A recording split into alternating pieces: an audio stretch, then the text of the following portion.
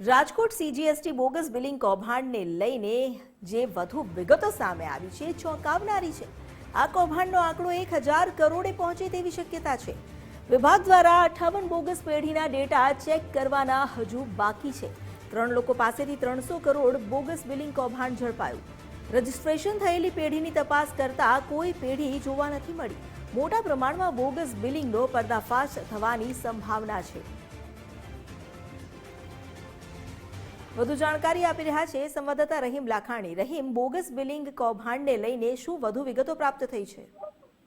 ચોક્કસપણે જે રીતના જીએસટી વિભાગ દ્વારા જે માહિતી મળી હતી કે ખોટા બિલો બનાવી અને 40 કરોડ રૂપિયા જેટલી માતબર રકમ છે તે રિટર્ન મેળવી લેવામાં આવી છે, તેને લઈને જીએસટી દ્વારા તપાસ હાથ ધરવામાં આવી તો 3 લોકો છે તેમને ઉપાડી લેવામાં આવ્યા છે અને તેમની ધરપકડ પણ કરવામાં આવી છે।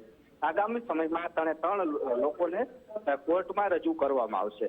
બીજી બાજુ જે રીતના અત્યાર સુધી ડેટા એકત્ર કરવામાં આવ્યા છે તેમાંથી 58 પેઢી એવી છે કે જે બોગસ ચાલતી હોય તેવી આશંકા છે અને તેની હજી પણ તપાસ છે તે આગામી સમયમાં શરૂ કરવામાં આવશે।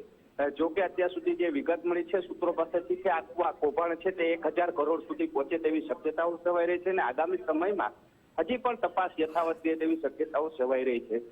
જે રીતના સૌરાષ્ટ્રમાં મોટા પાયે આ પ્રકારનું નેટવર્ક ચાલતું હોય છે તેને લઈને જીએસટી વિભાગ ફરી એક્શન મોડમાં આવ્યું છે। અગાઉ પણ કરોડો રૂપિયાની બોગસ બિલિંગનું કૌભાંડ છે જે ભાવનગરમાંથી ઝડપાયું, ત્યારે હવે રાજકોટમાંથી જીએસટી દ્વારા આ કાર્યવાહી છે તે શરૂ કરવામાં આવી છે। જી, આભાર આપનો જાણકારી આપવા માટે।